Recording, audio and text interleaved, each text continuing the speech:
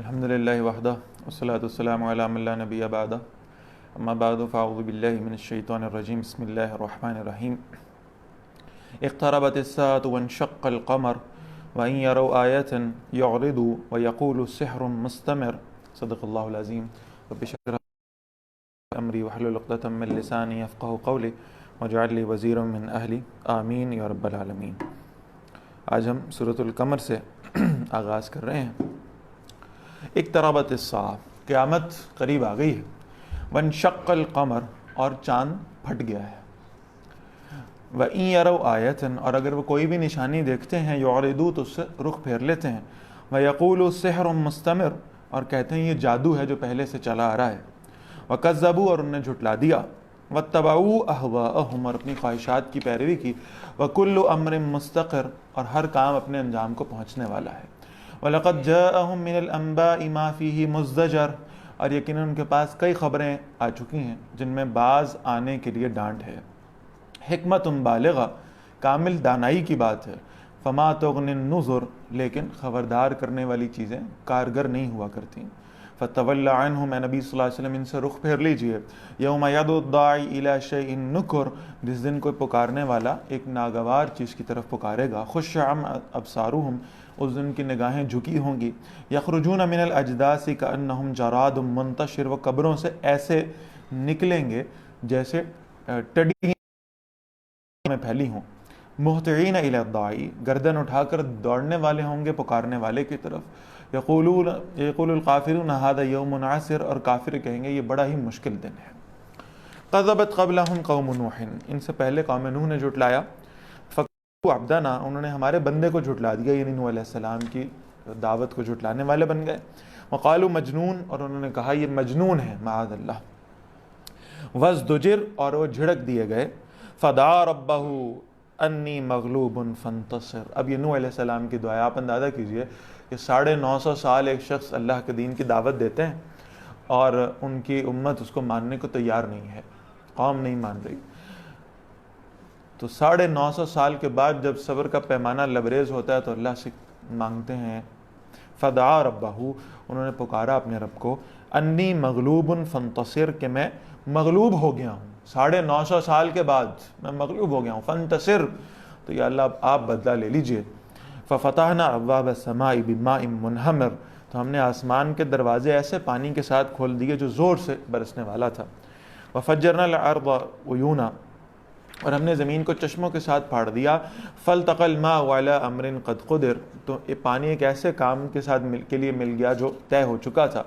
وحملناه على ذات الواح ودسر، اور ہم نے انہیں تختوں اور میخوں والی کشتی پر سوار کر دیا۔ تجری باعیننا، وہ ہماری نگاہوں کے سامنے چل رہی تھی۔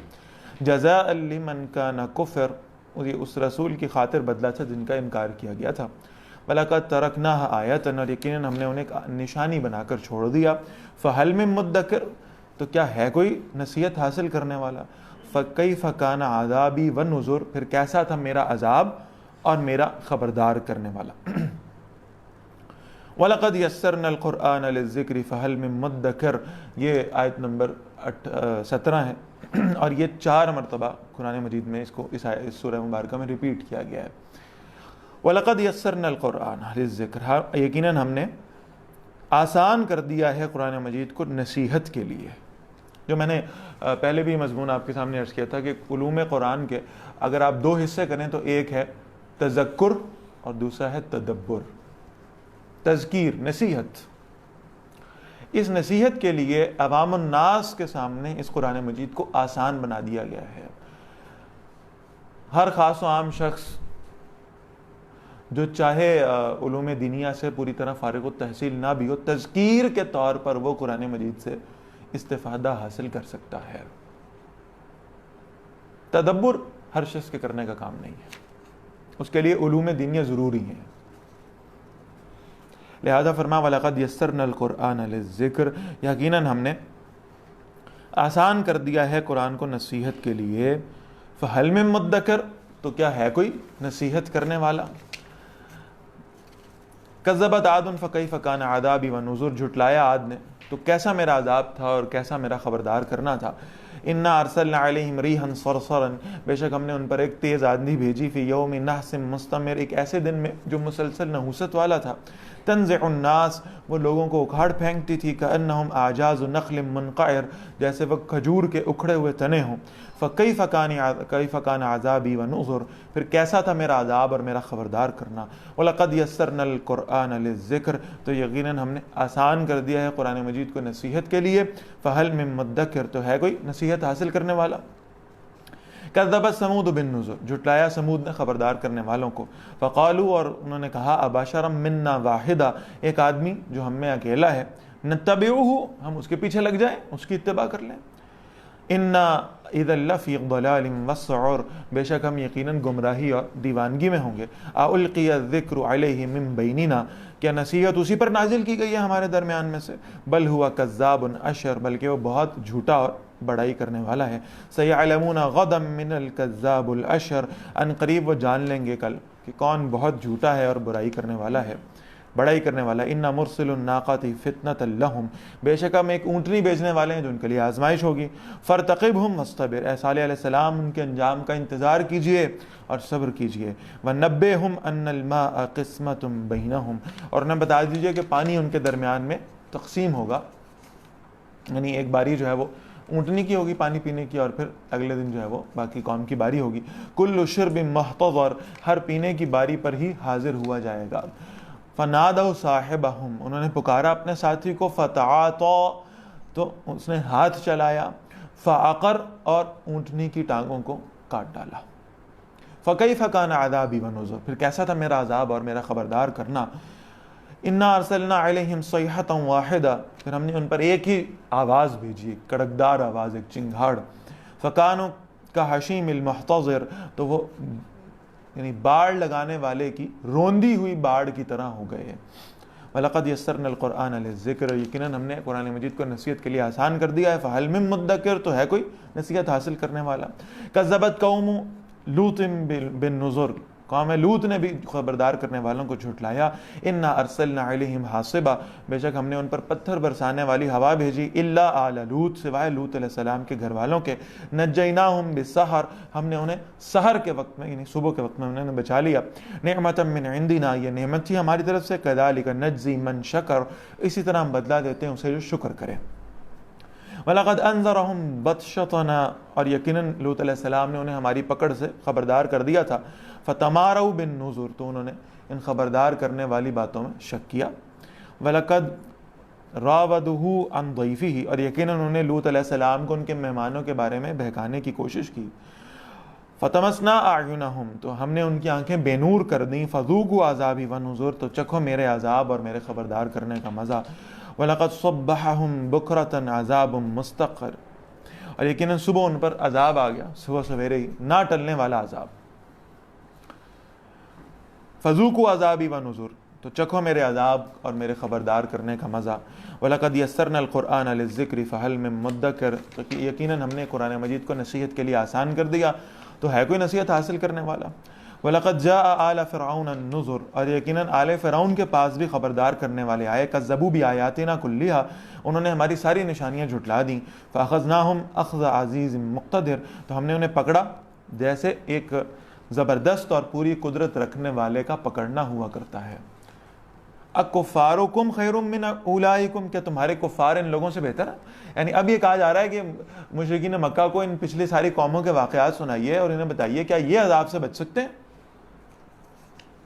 ام لکم براءۃ فی الزبر، یا تمہارے لیے کوئی پہلی کتابوں میں کوئی چھٹکارا لکھ دیا گیا ہے، کوئی نجات لکھ دی گئی ہے، ام یقولون نحن جمیع منتصر، کیا وہ کہتے ہیں کہ ہم بدلہ لینے والی جماعت ہیں، سیہزم الجمع، عن قریب یہ جماعت شکست کھائے گی، وَيُوَلُّونَ الدُّبُرَ، اور وہ پیٹ پھیر کر بھاگ جائیں گے، بل الساعۃ موعدہم، بلکہ قیامت ان کے وعدے کا وقت ہے، والساعۃ ادھیٰ وامر، اور قیامت زیادہ بڑی مصیبت اور زیادہ کڑوی ہے، ان المجرمین فی ضلال وسعر، بے شک مجرم لوگ گمراہی اور دیوانگی میں ہیں، یوم یسحبون فی النار علی وجوہہم، جس دن وہ آگ میں اپنے چہروں پر گھسیٹے جائیں گے، ذوقوا مس سقر، کہا جائے گا آگ لگنے کا مزہ چکھو، ان کل شیء خلقناہ بقدر، بے شک ہر چیز جسے ہم نے ایک اندازے سے پیدا کیا ہے، وما امرنا الا واحدہ، اور نہیں ہمارا حکم ہوتا مگر ایک ہی مرتبہ، کلمح بالبصر، جیسے آنکھ کی ایک جھپک ہوتی ہے، اللہ تعالیٰ کا حکم ایسا ہی ہے، ایک آنکھ پلک جھپکنے کی طرح میں اللہ تعالیٰ کا حکم پورا کر دیا جاتا ہے۔ وَلَقَدْ أَهْلَكْنَا أَشْيَاءَكُمْ، اور یقیناً ہم نے تمہاری جیسی کئی جماعتوں کو ہلاک کیا، فَهَلْ مِن مُدَّكِرٍ، تو ہے کوئی نصیحت حاصل کرنے والا، وَكُلُّ شَيْءٍ فَعَلُوهُ فِي الزُّبُرِ، اور ہر چیز جو انہوں نے کی ہے وہ اعمال ناموں میں درج ہے، وَكُلُّ صَغِيرٍ وَكَبِيرٍ مُسْتَطَرٍ، اور ہر چھوٹی اور بڑی بات لکھی ہوئی ہے، إِنَّ الْمُتَّقِينَ فِي جَنَّاتٍ وَنَهَرٍ، اور بے شک یہ جو متقی لوگ ہیں باغات اور نہروں میں ہوں گے، فی مقعد صدق، سچائی کی مجلس میں بیٹھے ہوں گے، عند ملیک مقتدر، عظیم بادشاہ کے پاس جو پوری قدرت رکھنے والا ہے۔ اب سورۃ الرحمن کا آغاز ہو رہا ہے۔ اللہ کے رسول فرماتے ہیں صلی اللہ علیہ وسلم، لِكُلِّ شَيْءٍ عَرُوسٌ، ہر شے کی کوئی ایک زینت ہوتی ہے، ایک خوبصورتی ہوا کرتی ہے۔ وَعَرُوسُ الْقُرْآنِ الرحمن، اور قرآن کی زینت، قرآن کی دلہن، قرآن کی خوبصورتی سورۃ الرحمن ہے۔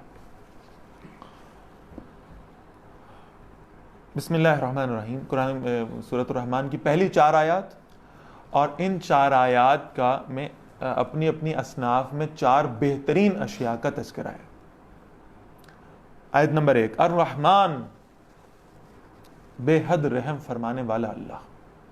آپ جانتے ہیں کہ اللہ تعالیٰ کی صفات میں سے، اور اللہ تعالیٰ کی 99 صفات ایسی ہیں جو ہمارے علم میں ہیں، اور یہ اپنی اپنی جگہوں پر بہت ہی خوبصورت صفات ہیں، لامحدود ہیں، لیکن ان تمام صفات میں محسوس یہ ہوتا ہے کہ اللہ تعالیٰ کو اپنی یہ صفت یعنی الرحمن یہ سب سے بہترین اور سب سے خوبصورت معلوم ہوتی ہے۔ اس لیے کہ قرآن مجید میں اللہ تعالیٰ نے جو اپنا انٹروڈکشن کروایا اس میں سب سے زیادہ یعنی ذاتی نام اللہ تعالیٰ کا تو اللہ ہی ہے، اس کے علاوہ جو صفاتی نام سب سے زیادہ استعمال ہوا ہے وہ الرحمن ہے۔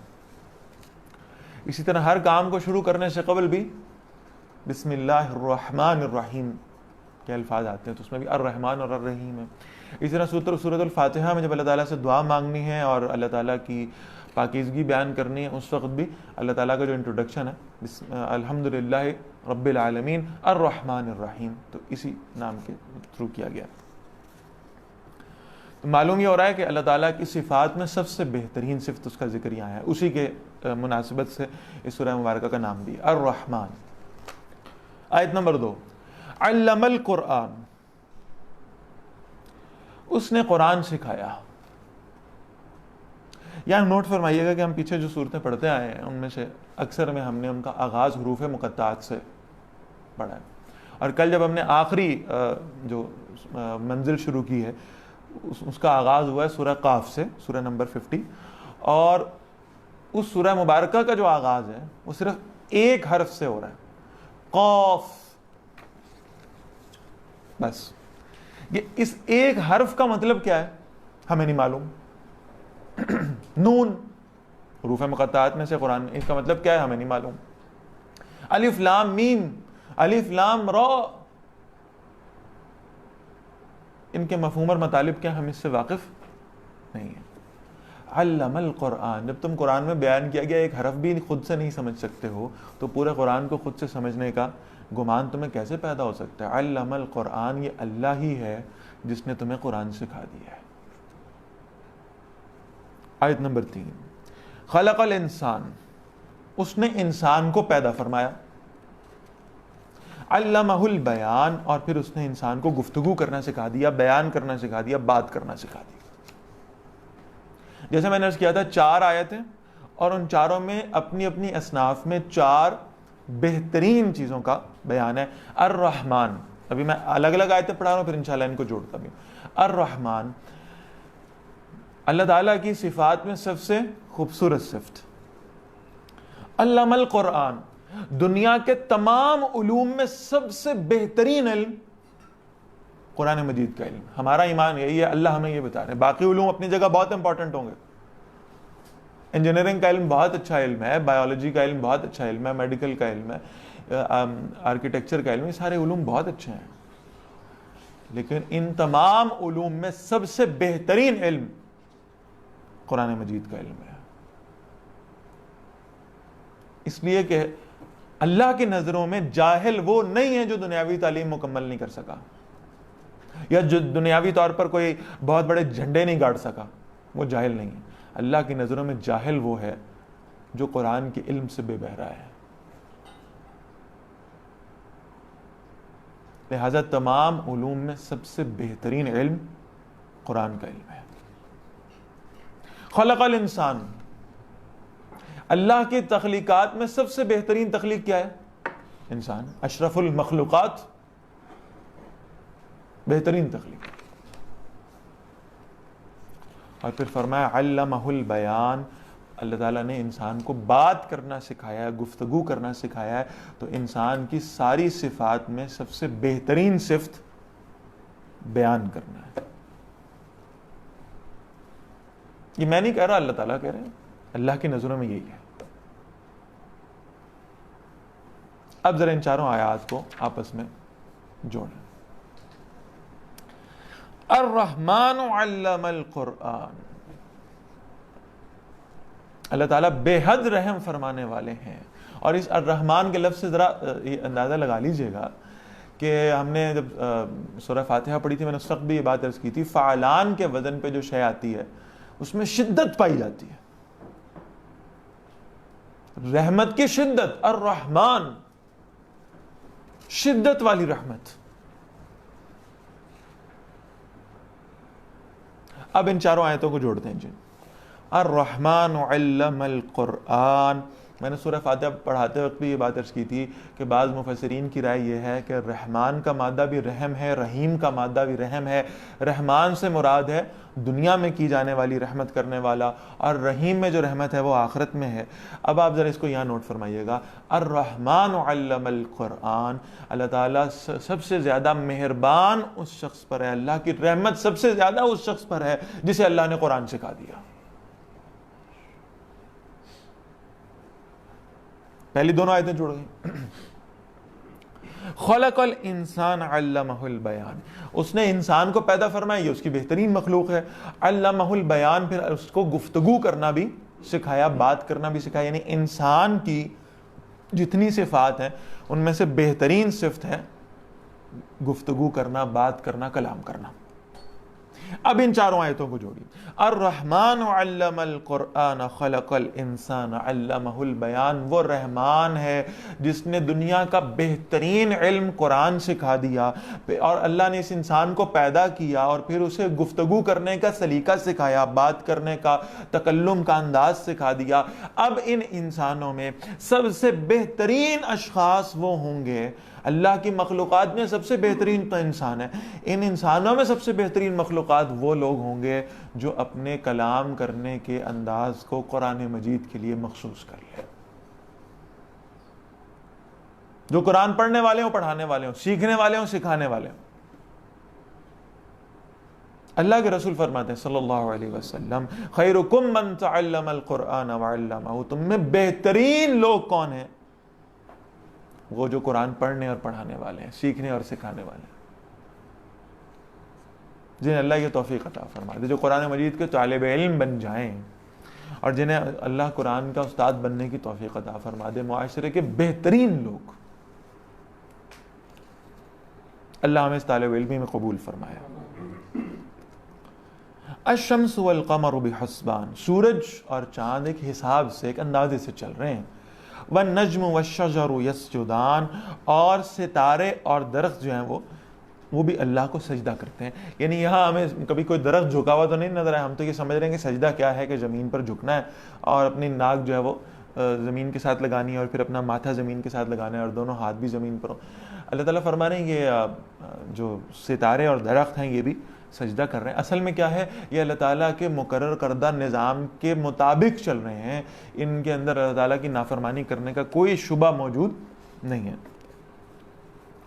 والسماء رفعها، اور آسمان جسے اللہ نے بلند فرما دیا، ووضع المیزان، اور اللہ نے ایک ترازو رکھ دیا، یعنی پوری کائنات کا جو سیٹ اپ اللہ تعالیٰ نے بنایا ہے، جو نظام بنایا ہے، اس نظام کو اللہ تعالیٰ ایک ترتیب کے ساتھ چلا رہے ہیں، اور کسی کو کوئی مجال اور جرت نہیں ہے کہ اس نظام میں اپنی مرضی سے کوئی تبدیلی پیدا کر سکے۔ چاند کی جرت نہیں ہے کہ وہ ایک دن پہلے نکل آئے، سورج کی ضرورت نہیں ہے کہ وہ 1 منٹ پہلے غروب ہو جائے. تو سائنس مان رہی ہے آج. میں پہلے بھی عرض کر چکا تھا کہ آپ دیکھیں کہ سائنس یہ کہتی ہے کہ جو زمین ہے جس مدار میں سورج کے گرد گھومتی جا رہی ہے، اگر اسے چند سینٹی میٹر بھی سورج کی طرف انکلائن ہو جائے اور اس طرف کو یعنی موو کرنے لگے تو بہرحال یہ ہوگا کہ چند ہی سالوں میں سب انسان جو ہیں وہ سورج کی اتنی شدید تپش ہوگی کہ اس سے جھلس کر مر جائیں گے. اور اگر یہ اپنے مدار سے آؤٹر دوسری طرف انکلائن کرنا شروع کرتے چند سینٹی میٹرز کے حساب سے، تو چند سالوں کے بعد یہ ہوگا کہ لوگ جو ہیں وہ سردی کے ساتھ، ٹھنڈک کے ساتھ جم کر مر جائیں گے. یہ کون ہے جو اس کائنات کو اس قدر پرفیکٹلی چلا رہا ہے؟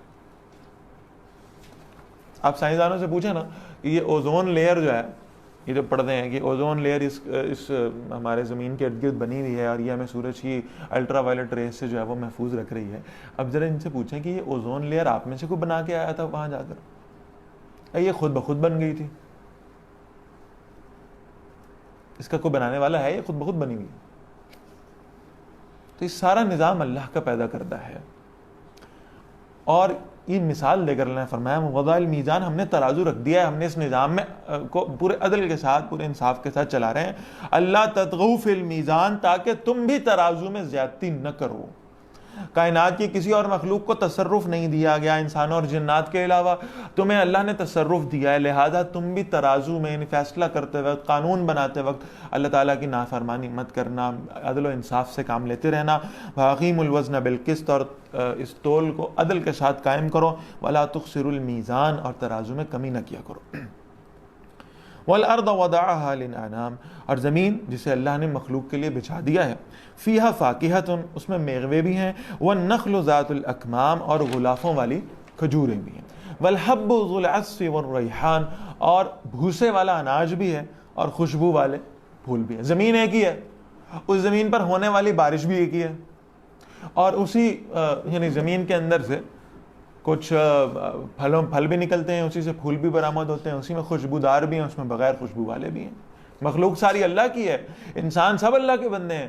ان میں کچھ ایسے ہیں جو لوگوں کو فائدہ دینے والے ہیں، جو لوگوں تک دین پہنچانے والے ہیں، اور کچھ ایسے ہیں کہ جن کا ذائقہ بدبودار اور کڑوا ہے، جو لوگوں کو گمراہی کے کاموں میں، شرک کے کاموں میں لگا دیتے ہیں. فَبِأَيِّ آلَاءِ رَبِّكُمَا تُكَذِّبَانِ، تو اے انسانوں اور جنوں، تم اپنے رب کی کون کون سی نعمت کو جھٹلاؤ گے. یہ آیت نمبر 13 میں یہ پہلی مرتبہ یہ جملہ آیا، اور اس سورہ مبارکہ میں یہ 31 مرتبہ ریپیٹ ہوا ہے. بہت خوبصورت انداز ہے. اللہ تعالیٰ اپنی نعمتوں کا ذکر فرماتے ہیں، اپنی قدرتوں کا ذکر کرتے ہیں، اور پھر اللہ تعالیٰ پوچھتے ہیں اے انسانوں اور جنوں، تم اللہ کی کن کن نعمتوں کو جھٹلاؤ گے، کس کس کا انکار کر سکتے ہو. اللہ کے رسول صلی اللہ علیہ وسلم نے یہ سورہ مبارکہ صحابہ کے سامنے پڑھی رضوان اللہ تعالیٰ علیہم اجمعین، اور جب انہوں نے بڑی خاموشی کے ساتھ اس کو سنا تو اللہ کے نبی صلی اللہ علیہ وسلم نے فرمایا کہ جب میں نے جب یہ سورت پڑھی ہے، سنائی ہے جنات کے سامنے، تو وہ تو مجھے جواب دیتے تھے اور کہتے تھے لا بشیء من نعمک ربنا نکذب فلک الحمد، ہمارے رب ہم آپ کی کسی نعمت کو جھٹلا نہیں سکتے، ہم جھٹلا ہی نہیں سکتے. فلک الحمد، یا اللہ تمام شکر آپ ہی کے لیے ہے. خلق الانسان من صلصال کالفخار، اللہ نے انسان کو پیدا کیا بجنے والی مٹی سے جو ٹھیکری کی طرح تھے.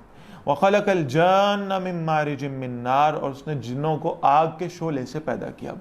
فبأي آلاء ربكما تكذبان، تو انسانوں اور جنوں تم اپنے رب کی کن کن نعمتوں کو جھٹلاؤ گے.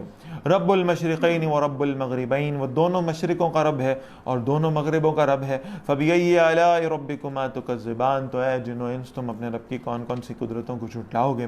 مرج البحرین یلتقیان، اس نے دو سمندر ملا دیے، جو بنا دیے جو ایک دوسرے سے ملتے ہیں. بینہما برزخ لا یبغیان، ان کے درمیان ایک آڑ ہے اور یہ اپنی اپنی حد سے تجاوز نہیں کر سکتے. یہ اللہ تعالیٰ کی قدرت کا مظہر ہے. لوگوں نے یوٹیوب پر ویڈیوز بنا لی، دریا بھی دکھائے، سمندر بھی دکھا دیے. دو الگ الگ سمندر ہیں، ایک جگہ پر جا کر مل رہے ہیں، دونوں کا پانی کا رنگ مختلف ہے، دونوں کا ذائقہ مختلف ہے. یہ اللہ تعالیٰ کی قدرت کا بیان ہے، اس میں کوئی شک نہیں ہے، اور فزیکلی اس کو اس سے تعبیر بھی کیا جا سکتا ہے، علماء نے یہ کیا ہے.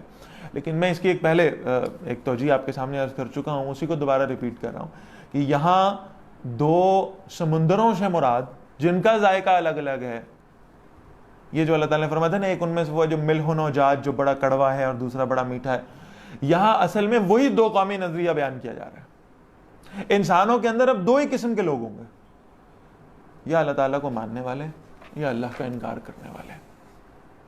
آپ دیکھیے کہ آپ کس گروہ میں رہنا چاہتے ہیں، آپ اللہ کے پیاروں میں آنا چاہ رہے ہیں یا آپ اللہ کے نافرمانوں میں آنا چاہ رہے ہیں۔ اور یہاں یہ بات نوٹ فرما لیجیے گا کہ اب یہ چھلنی لگی ہوئی ہے کہ اب کون کس گروہ میں شامل ہوگا، کون میٹھا پانی بنے گا اور کون کڑوا بنے گا۔ اور یہ بھی نوٹ فرما لیجیے گا کہ بہت سارے لوگ جو شاید اس انتظار میں بیٹھے ہوں گے کہ ہم اس کو ڈیلے کرتے ہیں اس فیصلے کو کہ ہم نے کس گروہ میں شامل ہونا ہے، ہم حزب اللہ میں جانا چاہتے ہیں یا حزب الطاغوت میں۔ اب اس وقت میں جب میں آپ سے بات کر رہا ہوں، اس وقت اب وہ ڈیلے کرنے کا وقت گزر چکا۔ اب آپ کو ایک گروہ منتخب کرنا ہے۔ آپ دنیا داروں میں جا کر بیٹھنا چاہتے ہیں دینداروں میں؟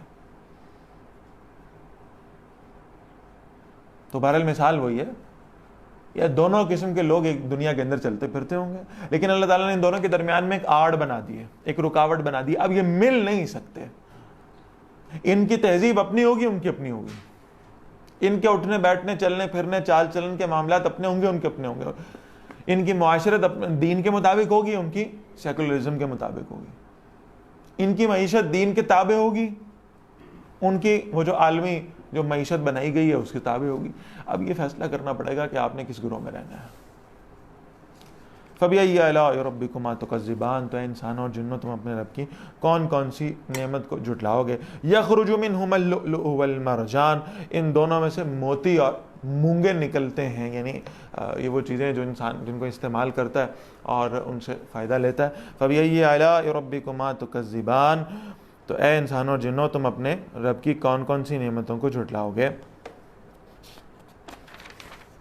وَلَهُ الْجَوَارِ الْمُنشَآتُ فِي الْبَحْرِ كَالْأَعْلَامِ، اور اسی کے اونچے کھڑے جہاز سمندر میں جیسے پہاڑ ہوں، یعنی بڑے اونچے اونچے جہاز ہیں جو سمندروں میں چل رہے ہیں اور ایسے معلوم ہو رہا ہے جیسے پہاڑ ہوتے ہیں۔ فَبِأَيِّ آلَاءِ رَبِّكُمَا تُكَذِّبَانِ، تو انسانوں اور جنوں تم اپنے رب کی کس کس نعمت کو جھٹلاؤ گے۔ کل من علیہا فان، ہر ایک جو اس زمین پر ہے وہ فنا ہو جانے والا ہے، ہر ایک کو موت آنے والی ہے۔ اس کائنات میں کوئی ایسی شے نہیں ہے جو جس کو موت سے فرار حاصل ہو۔ ایک زمانہ تھا لوگ ہمیشہ زندہ رہنے کی ترکیبیں ڈھونڈا کرتے تھے، آج وہ بات نہیں ہے، سب کو معلوم ہے کہ مرنا ہے۔ ہاں، زندگی میں انکریمنٹ لانے کے لیے آج بھی کوششیں کر رہے ہیں، آج کوئی ایسے فارمولاز پہ عمل کر لیں، آج کوئی طریقہ کار ایسا اختیار کر لیں کہ شاید وہ یعنی زندگی لمبی ہو جائے، لیکن زندگی لمبی ہو نہیں پائے گی۔ مسئلہ آ رہا ہے؟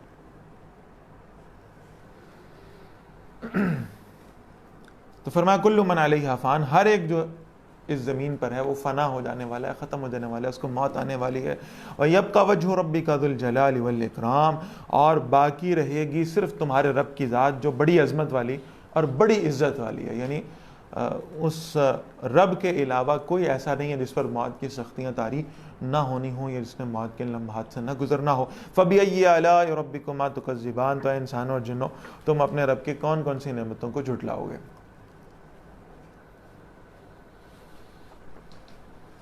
یہاں یہ سوال پیدا ہوتا ہے کہ کیا موت بھی نعمت ہو سکتی؟ ہاں، تو کہا جا رہا ہے کہ موت آنے والی ہے اور تم اپنے رب کی کون کون سی نعمتوں کو جھٹلاؤ گے۔ اگر تم نے زندگی ایسی گزاری جو اللہ کی فرما برداری میں ہو تو یہ موت بھی نعمت بن جائے گی جو تمہیں دنیا کی مشکلات سے چھٹکارا دلا کر اپنے رب سے ملاقات کرنے کا بھی ذریعہ بنے گی اور پھر تمہیں جنت کی نعمتوں تک بھی پہنچا دے گی۔ يَسْأَلُهُ مَنْ فِي السَّمَاوَاتِ وَالْأَرْضِ، جو کوئی بھی زمینوں اور آسمان میں ہے وہ اللہ ہی سے سوال کرتا ہے، اللہ ہی سے مانگتا ہے۔ یا ایھا الناس انتم الفقراء الی اللہ، لوگو تم سب اللہ کے فقیر ہو، محتاج ہو۔ آسمانوں اور زمینوں میں جو کوئی بھی موجود ہے وہ اللہ ہی کے سامنے سوالی ہے۔ کل یوم ہوا فی شان، ہر دن وہ ایک نئی شان میں ہوا کرتا ہے۔ فَبِأَيِّ آلَاءِ رَبِّكُمَا تُكَذِّبَانِ، تو اے انسانوں اور جنوں تم اپنے رب کی کن کن قدرتوں کو جھٹلاؤ گے۔ مطلب اب شفا مانگنی ہے تو اللہ سے مانگ رہے ہیں، وہ دے رہا ہے۔ رزق مانگنا ہے اللہ سے مانگ رہے ہیں، وہ دے رہا ہے۔ رشتے مانگنے ہیں اللہ سے مانگ رہے ہیں، دے رہا ہے۔ زندگی مانگنی ہے، سانس مانگنے ہیں، یعنی بے شمار نعمتیں اللہ تعالیٰ عطا فرما رہے ہیں۔ تو کن کن نعمتوں کو تم جھٹلاؤ گے؟ تم اللہ سے طلب کرتے ہو، جو تم سوال کرتے ہو، اللہ تعالیٰ تمہاری اس حاجت کو پورا کر دیتا ہے۔ سنفرغ لکم ایھا الثقلان، اے دو بھاری بھرکم گروہ ہو، ہم تمہاری طرف جلد ہی فارغ ہوں گے، یعنی انسانوں اور جنوں کی بات آ رہی ہے۔ فَبِأَيِّ آلَاءِ رَبِّكُمَا تُكَذِّبَانِ، اے جن و انس تم اپنے رب کی کون کون سی نعمت کو جھٹلاؤ گے؟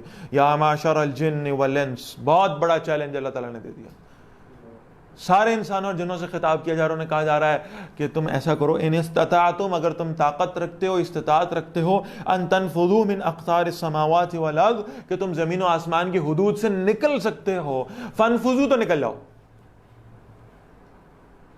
گناہ کرنا چاہتے ہو، کوئی ایسا کونا تلاش کرو جہاں اللہ تمہیں نہ دیکھ رہا ہو، کوئی ایسی جگہ تلاش کرو جہاں اللہ کی بادشاہت قائم نہ ہو، کوئی ایسی جگہ تلاش کر لو جہاں اللہ تمہیں نہ دیکھ رہا ہو، اللہ کی نظر وہاں موجود نہ ہو، وہاں جاؤ، جا کے گناہ کر لو، فانفذوا، نکل جاؤ،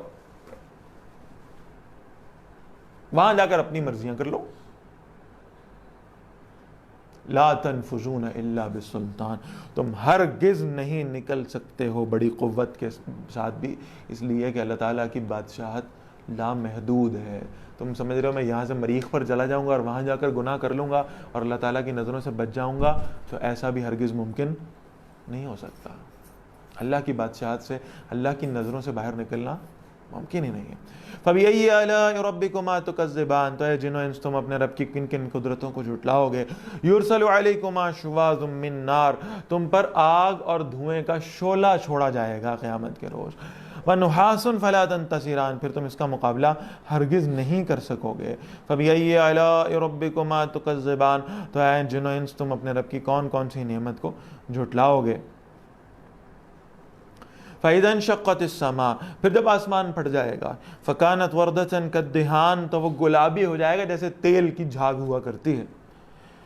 فَبِأَيِّ آلَاءِ رَبِّكُمَا تُكَذِّبَانِ، تو اے جن و انس تم اپنے رب کی کن کن قدرتوں کو جھٹلاؤ گے؟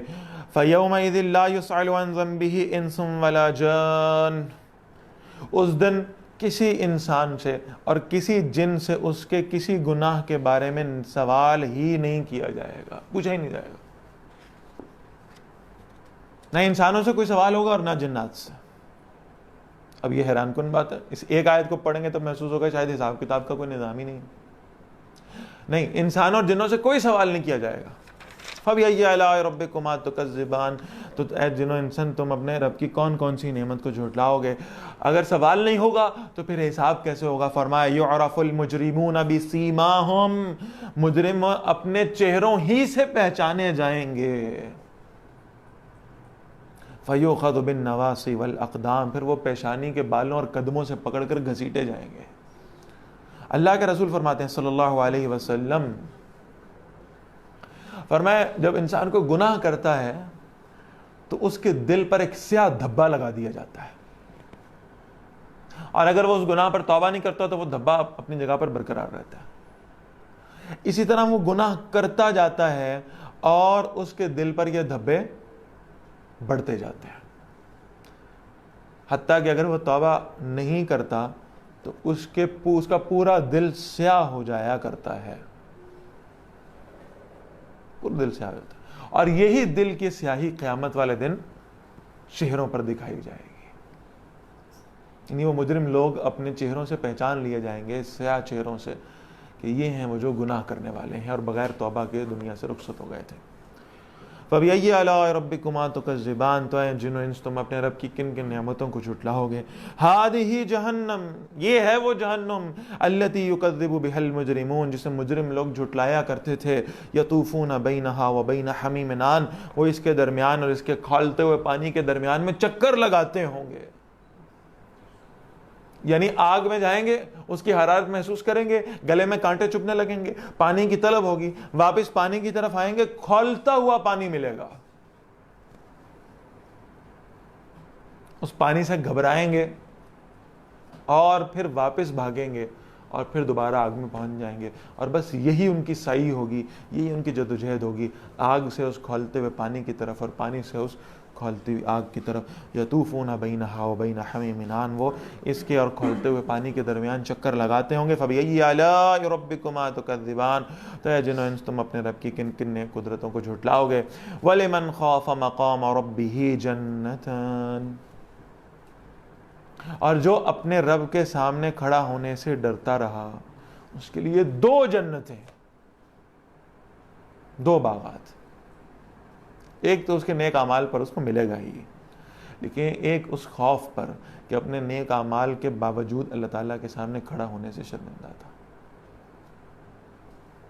فَبِأَيِّ آلَاءِ رَبِّكُمَا تُكَذِّبَانِ، تو اے جن و انس تم اپنے رب کی کن کن نعمتوں کو جھٹلاؤ گے. ذَوَاتَا أَفْنَانٍ، وہ دونوں بہت شاخوں والے ہیں. فَبِأَيِّ آلَاءِ رَبِّكُمَا تُكَذِّبَانِ، تو اے جن و انس تم اپنے رب کی کن کن نعمتوں کو جھٹلاؤ گے. فِيهِمَا عَيْنَانِ تَجْرِيَانِ، ان دونوں میں، باغات میں 2 نہریں بہ رہی ہیں، 2 چشمے بہ رہے ہیں. فَبِأَيِّ آلَاءِ رَبِّكُمَا تُكَذِّبَانِ، تو اے جن و انس تم اپنے رب کی کن کن نعمتوں کو جھٹلاؤ گے.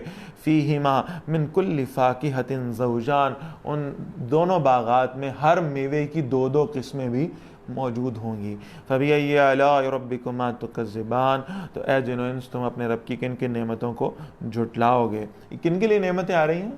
صرف ایک کرائٹیریا دیا اللہ نے، وہ جو اپنے رب کے سامنے کھڑا ہونے سے ڈرتا رہا. اس کو یہ خوف تھا، کعبے کس منہ سے جاؤ گے غالب، شرم تم کو مگر نہیں آتی. اللہ کے حضور کھڑا ہونے سے ڈرتا رہا، لرزتا رہا، کامتا رہا. یہ اس شخص کے لیے نعمتیں ہیں. فرمایا متکئین علی فرش بطائنها من استبرق، یہ ٹیک لگا کر ایسے بچھونوں پر بیٹھیں گے جن کے استر جو ہیں یہ بڑے موٹے ریشم کے ہیں. وَجَنَى الْجَنَّتَيْنِ دَانٍ، اور دونوں باغوں کا پھل جو ہے وہ بڑا قریب ہو کر جھکا ہوا ہے. یعنی آپ اندازہ لگائیے، اللہ کے رسول فرماتے ہیں صلی اللہ علیہ وسلم کہ وہ یعنی پھل جو ہے نا، جو آپ خواہش کریں گے کہ پھل میں کھانا چاہ رہا ہوں، وہ آلریڈی پھل نیچے کی طرف جھکا ہوا ہو، اور وہ پھل کی خواہش ہوگی کہ یہ جنتی جو ہے وہ مجھ سے فائدہ اٹھا لے. اور وہاں جا کر آپ کو کسی درخت پر چڑھ کر بڑی محنت کر کے اور پھل توڑنے کی ضرورت نہیں ہوگی، صرف اس پھل کی طرف ایک نگاہ پڑے گی، اور اگر دل کو وہ خوشنما محسوس ہوگا تو وہ پھل خود آپ کے سامنے آ جائے. اس قدر اکرام اور اس قدر اعزاز ہے ان اللہ والوں کا اس جنت میں. فَبِأَيِّ آلَاءِ رَبِّكُمَا تُكَذِّبَانِ، تو تم دونوں اپنے رب کی کن کن نعمتوں کو جھٹلاؤ گے. فِيهِنَّ قَاصِرَاتُ الطَّرْفِ، ان میں بڑی نیچی نگاہوں والی عورتیں ہیں. لم یطمثن انس قبلہم ولا جان، انہیں نہ پہلے کسی انسان نے ہاتھ لگایا اور نہ ہی کسی جن نے. یہاں 2 باتیں نوٹ فرما لیجیے. ایک بات تو یہ ہے کہ وہ جو اصحاب الیمین ہیں، وہ جو دائیں ہاتھ والے ہیں، وہ جو اہل جنت ہیں، ان کی بیویوں کی صفات آ رہی ہیں. وہ بیویاں دنیاوی بھی ہوں گی، اور وہ بیویاں جنتی جو حور اللہ تعالیٰ نے تیار کر کے رکھی ہیں وہ بھی ہوں گی. چلیے یہاں نوٹ فرمائیں کہ جنتی حوروں کی جو صفات ہیں اللہ تعالیٰ نے ان کو بیان فرمایا، اللہ نے ان کی تعریف فرمائی ہے، ان کا انٹرو دیا ہے. اور کیسے دیا ہے؟ فیہن قاصرات الطرف. پہلی تو بات یہ کہ وہ نیچی نگاہوں والی ہوں گی. دنیا کی بھی وہ عورتیں جو چاہتی ہیں کہ ہم جنت میں چلی جائیں اور ان جنتی حوروں کی سردار بن جائیں، اللہ کے رسول فرماتے ہیں صلی اللہ علیہ وسلم کہ وہ جو جنتی عورت ہوگی، یعنی دنیا کی جو عورت جنت میں لے جائی جائے گی، وہ ان حوروں کی سردار بنا دی جائے گی. اللہ تعالیٰ ان حوروں سے بھی، یعنی جن حوروں کی بات ہو رہی ہے، اللہ کے نبی صلی اللہ علیہ وسلم فرماتے ہیں اگر وہ اپنی انگلی کا ایک پور اتنا سا وہ اگر سورج کے سامنے کر دیں تو سورج کی روشنی اس کے سامنے مان پڑ جائے. اس قدر نورانی پیکر ہیں وہ. اللہ کے نبی فرماتے ہیں صلی اللہ علیہ وسلم کہ اللہ تعالیٰ دنیا کی اس بیوی کو جو اپنے شوہر کی فرما برداری کی وجہ سے جنت میں جائے گی، اللہ تعالیٰ اس کو ان حوروں کا سردار بھی بنائیں گے اور ان حوروں سے 70 گنا زیادہ خوبصورتی بھی عطا فرما دیں. لیکن شرط کیا ہے؟ نگاہیں نیچی رکھنی پڑیں گی. لم یطمثہن انس قبلہم ولا جان، نہ انہیں کسی انسان نے ہاتھ لگایا اور نہ ہی کسی جن نے. اس دنیا کی عورت کو بھی اگر یہ چاہتی ہے کہ اسے جنت کی حوروں کا سردار بنایا جائے تو پھر بہرحال اسے بھی یہ کوالٹی اپنے اندر پیدا کرنی ہوگی کہ سوائے اس انسان کے جس کے ساتھ نکاح کا بندھن ہے، کوئی اور شخص اس کو چھونے بھی نہ پائے. فَبِأَيِّ آلَاءِ رَبِّكُمَا تُكَذِّبَانِ، تو اے جن و انس تم اپنے رب کی کن کن نعمتوں کو جھٹلاؤ گے. كَأَنَّهُنَّ الْيَاقُوتُ وَالْمَرْجَانُ، گویا کہ وہ یاقوت ہیں اور مونگے ہیں. یعنی جیسے وہ کوئی بڑا قیمتی ہیرا ہے، جس طرح سے اس کو پروٹیکٹ کیا جاتا ہے، جیسے اسے شیلڈ میں رکھا جاتا ہے، جیسے اسے کسی سی پی کے اندر بند رکھا جاتا ہے، اس انداز سے بہرحال ان کو پروٹیکٹ کیا گیا ہے۔ فَبِأَيِّ آلَاءِ رَبِّكُمَا تُكَذِّبَانِ، تو اے جن و انس تم اپنے رب کی کن کن نعمتوں کو جھٹلاؤ گے۔ هَلْ جَزَاءُ الْإِحْسَانِ إِلَّا الْإِحْسَانِ، کیا ہے نیکی کا بدلہ سوائے نیکی کے۔ فَبِأَيِّ آلَاءِ رَبِّكُمَا تُكَذِّبَانِ، تو اے جن و انس تم اپنے رب کی کن کن نعمتوں کو جھٹلاؤ گے۔ وَمِن دُونِهِمَا جَنَّتَانِ، اور ان دو کے علاوہ اور بھی دو باغ موجود ہیں۔ فَبِأَيِّ آلَاءِ رَبِّكُمَا تُكَذِّبَانِ، تو اے جن و انس تم اپنے رب کی کن کن نعمتوں کو جھٹلاؤ گے۔ مُدْهَامَّتَانِ، دونوں بڑے سیاہی مائل اور گہرے سبز رنگ کے ہیں۔ فَبِأَيِّ آلَاءِ رَبِّكُمَا تُكَذِّبَانِ، تو اے جن و انس تم اپنے رب کی کن کن نعمتوں کو جھٹلاؤ گے۔ فِيهِمَا عَيْنَانِ نَضَّاخَتَانِ، ان دونوں میں دو ابلتے ہوئے چشمے ہیں۔ فَبِأَيِّ آلَاءِ رَبِّكُمَا تُكَذِّبَانِ، تو اے جن و انس تم اپنے رب کی کن کن نعمتوں کو جھٹلاؤ گے۔ آپ اندازہ کیجئے کہ پہلے ذکر ہو گیا کہ جہنمیوں کے لیے کیا ہے، کھولتا ہوا پانی ہے، بین حمیم آن، وہ طواف کرتے ہوں گے اس کھولتے ہوئے پانی اور اس آگ کی طرف، اور یہاں کہا جا رہا ہے کہ ان جنتیوں کے لیے ابلتے ہوئے چشمے ہیں جن کے اندر وہ ٹھنڈا میٹھا پانی ہے جس سے انہیں سیراب کیا جائے گا۔ اور صرف یہی نہیں ہوگا، ہم 4 مشروبات کا ذکر پڑھ آئے ہیں قرآن مجید میں جن جنتیوں کے لیے ہوں گے، ان میں ٹھنڈا پانی بھی ہوگا میٹھا، ان میں شہد بھی ہوگا، ان میں دودھ بھی ہوگا، اور ان میں شراب طہور بھی ہوگی۔ یہ سب اللہ تعالیٰ نعمتیں ان کو عطا فرمائیں گے۔ فیہما فاکہۃ والنخل والرمان، اور ان دونوں میں میوے اور کھجوریں اور انار ہیں۔ فَبِأَيِّ آلَاءِ رَبِّكُمَا تُكَذِّبَانِ، تو اے جن و انس تم اپنے رب کی کن کن نعمتوں کو جھٹلاؤ گے۔ فِيهِنَّ خَيْرَاتٌ حِسَانٌ، ان باغات میں کئی خوبصورت اور خوبصورت عورتیں بھی موجود ہیں۔ اب یہ مقربین کی بات ہو رہی ہے، ابھی ہم یہ 3 گروہ پڑھیں گے انشاءاللہ سورۃ الواقعہ میں۔ کون کون سے 3 گروہ؟ یہ وہ ہیں جو اللہ تعالیٰ کے مقرب لوگ، ان کے لیے جو جنتیں تیار کی گئی ہیں، ان کے اندر اللہ نے کیا کیا نعمتیں رکھی ہیں، ان کی بات ہو رہی ہے۔ فَبِأَيِّ آلَاءِ رَبِّكُمَا تُكَذِّبَانِ، تو اے جن و انس تم اپنے رب کی کن کن نعمتوں کو جھٹلاؤ گے۔ حور مقصورات فی الخیام، وہ حوریں ہیں جو خیموں کے اندر روک دی گئی ہیں، چھپا دی گئی۔ اب یہ اندازہ لگائیے کہ ہماری عورت کے سامنے جب قرآن پڑھا جاتا ہے نا، وَقَرْنَ فِي بُيُوتِكُنَّ، اپنے گھروں کے اندر ٹکی رہو، اور اس سے پوچھیں کہ بھئی آپ نے جنت میں جانا ہے؟ جی بالکل جانا ہے۔ حوروں کی سردار بننا ہے؟ بالکل بننا ہے۔ لیکن اللہ کہہ رہے ہیں گھروں میں ٹکی رہو، تو اس پر رضامند نہیں ہے۔ ان جنتی خواتین، وہ جو جنتی حوریں ہیں، ان کے بارے میں کہا جا رہا ہے حور مقصورات فی الخیام، یہ تو خیموں میں اللہ نے چھپا دی ہیں، یہ تو نہیں باہر نکلتی، یہ تو چراغ خانہ ہے، شمع محفل تو نہیں ہے۔ فَبِأَيِّ آلَاءِ رَبِّكُمَا تُكَذِّبَانِ، تو اے جن و انس تم دونوں اپنے رب کی کن کن نعمتوں کو جھٹلاؤ گے۔ حور مقصورات فی الخیام، وہ حوریں ہیں جو خیموں میں روک دی گئی ہیں۔ فَبِأَيِّ آلَاءِ رَبِّكُمَا تُكَذِّبَانِ، تو تم دونوں اپنے رب کی کن کن نعمتوں کو جھٹلاؤ گے۔ لَمْ يَطْمِثْهُنَّ إِنسٌ قَبْلَهُمْ وَلَا جَانٌ، جنہیں اس سے پہلے نہ کسی انسان نے اور نہ ہی کسی جن نے ہاتھ لگایا ہے۔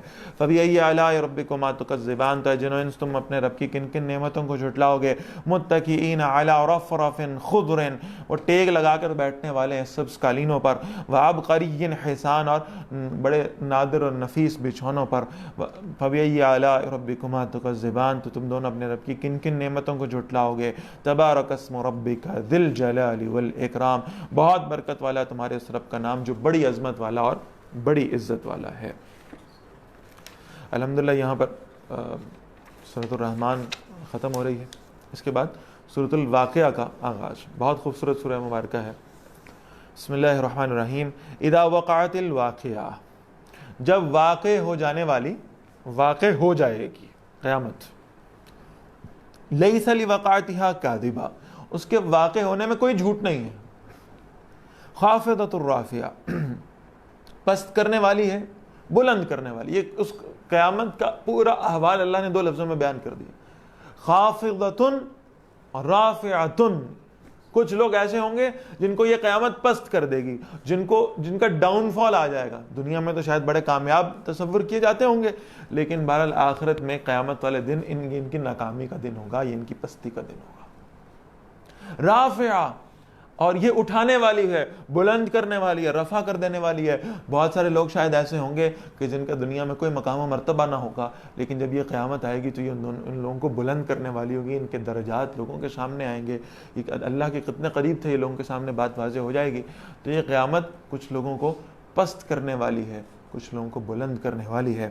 اذا رجت الارض رجا، جب زمین بڑے زور سے ہلائی جائے گی، وبست الجبال بسا، اور جب پہاڑ توڑ پھوڑ کر ریزہ ریزہ کر دیے جائیں گے، فکانت ہباء منبثا، اور وہ اڑتا ہوا غبار بن جائیں گے، وکنتم ازواجا ثلاثا، اور تم 3 گروہ ہو جاؤ گے۔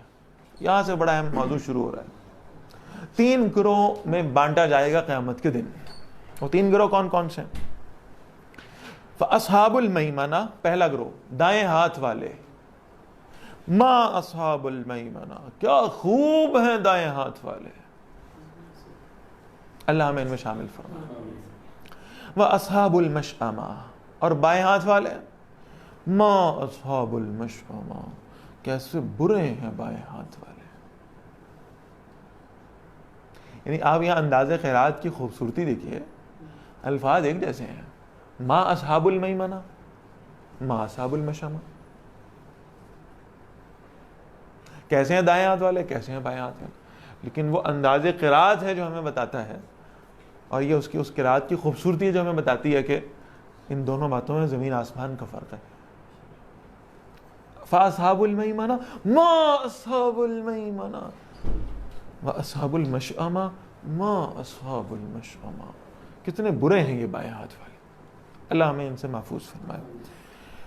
اب یہ تو 2 گروہ ہو گئے، ایک دائیں ہاتھ والا گروہ اور ایک بائیں ہاتھ والا گروہ۔ اس کی مختلف توجیحات مفسرین نے رکھی ہیں۔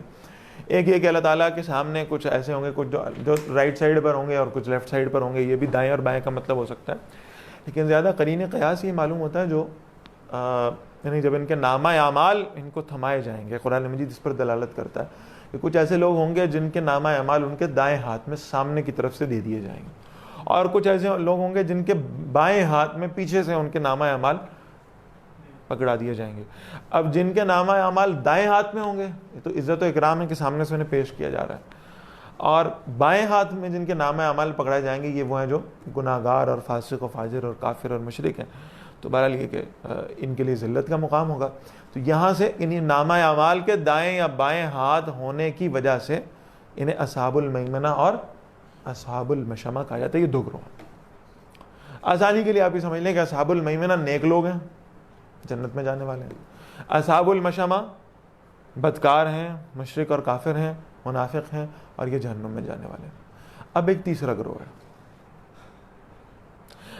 والسابقون السابقون، وہ جو آگے بڑھنے والے ہیں، وہ جو نیکیوں میں ایک دوسرے سے مسابقت کرنے والے ہیں۔ یہ مسابقت کیا ہے؟ یہ بڑی اہم بات۔ اصحاب المیمنہ میں آپ شامل ہو جائیں گے کچھ محنت کر کے، اور میں اگر بہت آسان الفاظ میں بیان کرنے کی کوشش کروں تو یہ سمجھ میں آ رہا ہے ان آیات سے کہ اصحاب المیمنہ شاید وہ لوگ ہوں گے جو دنیا اور آخرت کو بڑے توازن سے، بڑا بیلنس کر کے چلنے والے ہوں گے۔ اصحاب المشأمہ تو وہ ہیں جنہوں نے دنیا پکڑ لیا، آخرت چھوڑ دی۔ اصحاب المیمنہ وہ ہیں جو دنیا اور آخرت کو بالکل بیلنس کر کے چل رہے ہیں، یہ اصحاب المیمنہ میں شامل ہو جائیں گے۔ لیکن یہ جو تیسرا گروہ ہے نا، یہ کچھ سرپھرے لوگ ہوں گے۔ والسابقون السابقون، سبقت لے جانے والے، آگے بڑھنے والے۔ جہاں دنیا اور آخرت مقابلے پہ آتی ہے وہاں دنیا کو اٹھا کر پھینک دینے والے اور آخرت کو سینے سے لگا لینے والے۔ یہ وہ نہیں ہوں گے کہ جب مال کا تقاضا آئے گا تو دیکھیں گے اپنا مال ٹوٹل کیلکولیٹ کریں گے، اس کو 2.5% سے ملٹیپلائی کریں گے، اور ملٹیپلائی کرنے کے بعد جو بھی نکلے گا اس کو بھئی یہ فرض لے لیں زکوٰۃ، اور کچھ اوپر بھی دے دیں گے۔ نہیں، یہ وہ ہوں گے جب مال کا تقاضا آئے گا نا، یہ نہیں پوچھیں گے 2.5%، یہ پورے گھر کا مال ایک گٹھڑی میں جمع کریں گے، مٹی کی کچی دیواروں پہ ہاتھ ماریں گے کہ کوئی سوئی بھی گھر میں باقی نہ رہ جائے، اور یہ اپنا لباس تک اتار کے اس مال میں شامل کر دیں گے، اور پھر اس مال کو اللہ کے رسول صلی اللہ علیہ وسلم کی خدمت میں پیش کر دیں گے. یہ 2.5% والے نہیں ہیں. 2.5% والے تو آ گئے نا اصحاب الیمین، اصحاب المیمنہ، دائیں ہاتھ پر. یہ جو ہے نا یہ 2.5% والے نہیں ہیں، یہ 2-4-5% والے بھی نہیں ہیں، یہ 10% والے بھی نہیں ہیں، یہ 50% والے بھی نہیں ہیں. یہ وہ ہیں جب اللہ کے دین کے لیے کچھ لٹانا ہو تو دیکھتے نہیں ہیں.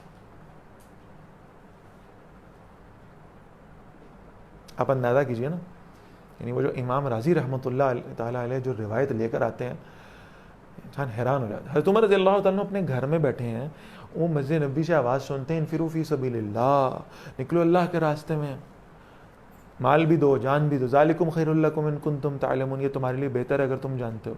حضرت عمر رضی اللہ عنہ سوچتے ہیں کہ میں آج تو ابو بکر سے آگے نکل جاؤں گا رضی اللہ تعالیٰ. نیکی میں مسابقت ہے نا، ہم دنیا میں کر رہے ہوتے ہیں، نیکی میں مسابقت آگے نکلنے کی بات ہے. انہوں نے کہا میں آج آگے نکل جاؤں گا. یہ سابقون السابقون والا جذبہ، آج میں آگے نکل جاؤں. معلوم ہے دوست ہیں ابو بکر رضی اللہ تعالیٰ کے، معلوم ہے کہ آج ان کے پاس اتنا مال نہیں ہے، گھر میں حالات ایسے نہیں ہیں، میرے پاس مال ان سے زیادہ ہے، تو پورا مال اکٹھا کرتے ہیں، اس پورے مال کو ایک گٹھڑی بناتے ہیں، مثال دے رہا ہوں، اتنی بڑی گٹھڑی بن جاتی ہے مثال کے طور پر، اور اس کو گٹھڑی کو اٹھاتے ہیں اور رسول اللہ صلی اللہ علیہ وسلم کی خدمت میں حاضر ہوتے ہیں. کہتے ہیں یا رسول اللہ صلی اللہ علیہ وسلم یہ میری طرف سے ہدیہ ہے.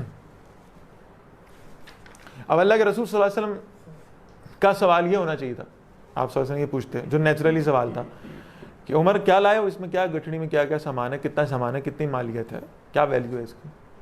یہ نہیں پوچھا آپ صلی اللہ علیہ وسلم نے. سوال یہ پوچھا ہے کہ عمر پیچھے کیا چھوڑ کر آئے.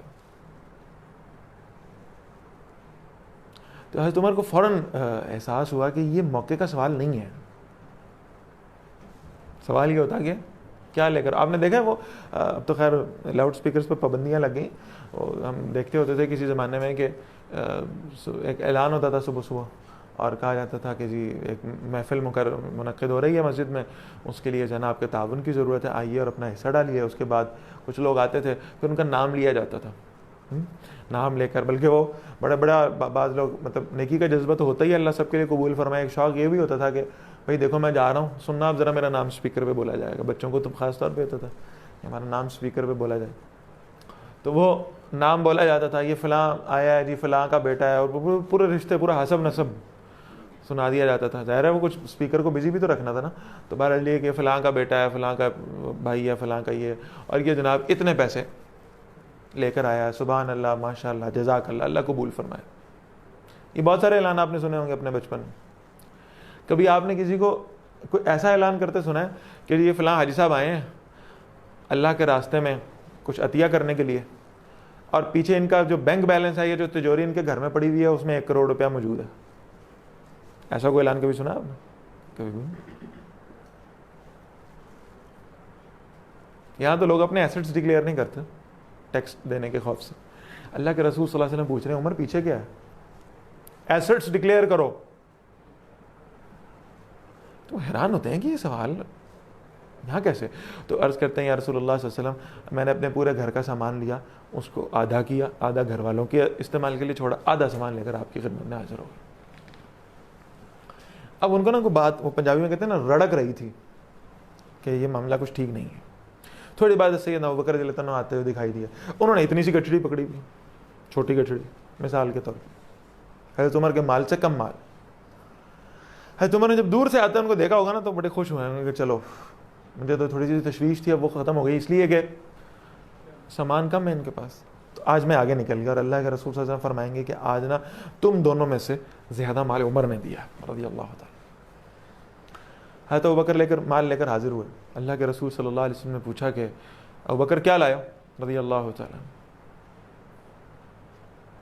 نے کہا یا رسول اللہ صلی اللہ علیہ وسلم میں تو اپنے گھر کی دیواروں پر ہاتھ پھیر کر آیا ہوں کہ کوئی سوئی بھی ایسی نہ ہو جو گھر کی دیواروں میں لگی رہ جائے اور میں وہ آپ کی خدمت میں پیش نہ کر سکوں. میں تو سب کچھ لے آیا ہوں، گھر میں جھاڑو پھیرا ہے.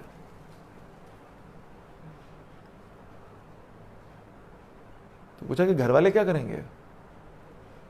سیدنا ابوبکر رضی اللہ تعالیٰ نے عرض کیا یا رسول اللہ صلی اللہ علیہ وسلم، وہ جو علامہ کہتے ہیں نا بڑا خوبصورت کیا، پروانے کو چراغ ہے، بلبل کو پھول بس، صدیق کے لیے ہے خدا کا رسول، بس اللہ کے رسول صلی اللہ علیہ وسلم، میں تو گھر والوں کے لیے اللہ اور اللہ کا رسول چھوڑا ہے بس، اور میرے پاس کچھ نہیں۔ اور پھر امام راضی لکھتے ہیں کہ اللہ کے رسول صلی اللہ علیہ وسلم نے سیدنا ابوبکر رضی اللہ عنہ کا لباس دیکھا تو ایک بوریا لپیٹا ہوا ہے اور اس کو کانٹے سے جوڑ جوڑ کر سٹچ کیا ہوا، بٹن لگائے۔ تو آپ صلی اللہ علیہ وسلم نے پوچھا کہ آپ نے آج کیسا لباس پہنا؟ بوری، گرم، موٹی، عرب کی گرمی میں، یا آپ نے کیسا لباس پہنا ہوا ہے؟ عرض کیا یا رسول اللہ صلی اللہ علیہ وسلم، میں نے گوارا نہیں کیا کہ میرا لباس بھی میرے پاس رہ جائے، میں نے وہ لباس بھی اللہ کے راستے میں ہدیہ کر دیا ہے، وہ بھی دے دیے، میرے پاس اب کچھ نہیں۔ اور میں نے اپنے صدر کو چھپانے کے لیے اس بوریے کے ٹکڑے کو اپنے اوپر لپیٹا ہے اور اس سے کانٹے سے اس کو جوڑ لیا ہے تاکہ جو ہے نا وہ سطر چھپا رہے۔ اسی وقت میں جبرائیل علیہ السلام آتے ہیں۔ اب تم سوچ لو، تم نے دنیا والوں کی سننی ہے کہ اللہ کی سننی ہے؟ جبرائیل علیہ السلام آتے ہیں اور آ کر سلام عرض کرتے ہیں اللہ کے رسول صلی اللہ علیہ وسلم سے، اور پھر عرض کرتے ہیں یا رسول اللہ صلی اللہ علیہ وسلم، مجھے اللہ نے بھیجا ہے اور اللہ تعالیٰ یہ کہہ رہے ہیں میرے نبی سے کہیے آپ ابو بکر سے پوچھیں کیا ابو بکر اس حالت میں بھی اللہ سے راضی ہیں؟ ابو بکر کو اللہ سے کوئی شکوہ تو نہیں، کوئی شکایت تو نہیں، رضی اللہ تعالیٰ۔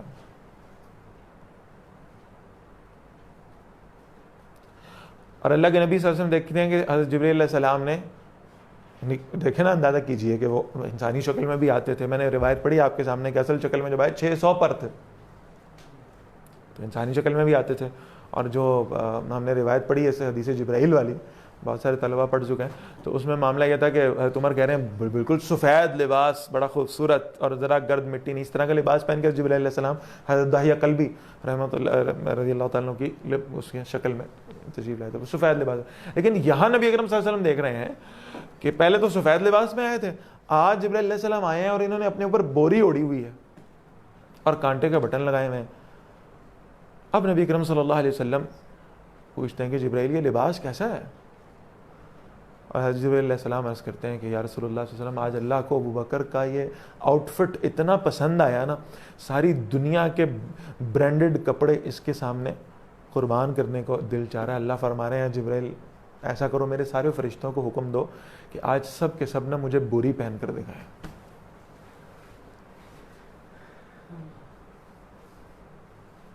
منافقین تمہیں کہیں گے، جب یہ سابقون میں شامل ہونے کا کوئی جذبہ ہے نا، وہ ہم نے پڑھا نا سورہ بقرہ میں، جب انہیں کہا جاتا ہے ایمان لاؤ کما آمن الناس، وہ تو مذبذبین بین ذالک تھے نا، درمیان میں کھڑے رہنا چاہتے تھے، وہ کبھی ادھر کے ہو گئے کبھی ادھر کے ہو گئے، لیکن جب انہیں کہا جاتا ہے ایمان لاؤ کما آمن الناس، جیسے یہ صحابہ ایمان لائیں، جیسے ابو بکر عمر ایمان لائیں، جیسے عثمان و علی ایمان لائیں رضی اللہ تعالیٰ عنہم اجمعین، تو یہ کہتے تھے قالوا انؤمن کما آمن السفہاء، اے تو پاگل نے ان بے وقوفوں کی طرح ایمان لائے، معاذ اللہ، یہ تو پاگل پن ہے، نیرا نیرا، یہ تو بے وقوفی ہے، سارے گھر کا سامان اٹھا کے اللہ کے راستے میں دے دینا تو بے وقوفی ہے۔ بوڑھا باپ گھر میں موجود ہے، بوڑھا باپ، کوئی نہیں سناتا، یہ روایت ہے، مسئلہ سارا یہ ہے، بوڑھا باپ گھر میں موجود ہے، وہ حکیم وہاں کے جو ہے نا وہ کہہ چکے ہیں کہ اب یہ قریب المر گئے، کبھی اللہ کے پاس جا سکتے ہیں، بہت شدید بیمار ہیں، آخری عمر ہے، اور سیدنا ابوبکر رضی اللہ تعالیٰ عنہ اپنے پورے گھر کا سامان تو لا کے دے ہی رہے ہیں غزوہ تبوک میں، بوڑھے باپ کے گھر میں بیمار ہونے کے باوجود، اور چھٹی نہیں لے رہے کہ یا رسول اللہ صلی اللہ علیہ وسلم مجھے اجازت دے دیں میں ابا جی کے پاس رک جاؤں، نہیں، غزوہ تبوک میں جہاد کے ساتھ سیدنا ابوبکر رضی اللہ عنہ روانہ ہوتے ہیں، کوئی معذرت طلب نہیں کرتے، تو بے وقوفی ہے۔ باپ گھر پہ، بھائی پہلے اس کی خدمت کر لو۔ ہمیں صرف روایتیں سنائیں گے، جی ایک صحابی آئے، انہیں اللہ کے رسول صلی اللہ علیہ وسلم سے کہا میں جہاد پہ جانا چاہتا ہوں، آپ صلی اللہ علیہ وسلم فرمایا تیرے ماں پہ زندہ ہے نا، چاہ ان کی خدمت کر، بس یہی تیرا جہاد ہے، چلو۔ پھر یہاں کیا کرو کہ جب سیدنا صدیق اکبر رضی اللہ تعالیٰ اپنے بوڑھے باپ کو بیمار چھوڑ کر گئے، اور وہاں کیا کرو گے جب رسول اللہ صلی اللہ علیہ وسلم اپنی بیٹی کو رقیہ رضی اللہ تعالیٰ عنہ کو بیمار چھوڑ کر جہاد پہ روانہ ہوں، کیا کریں گے؟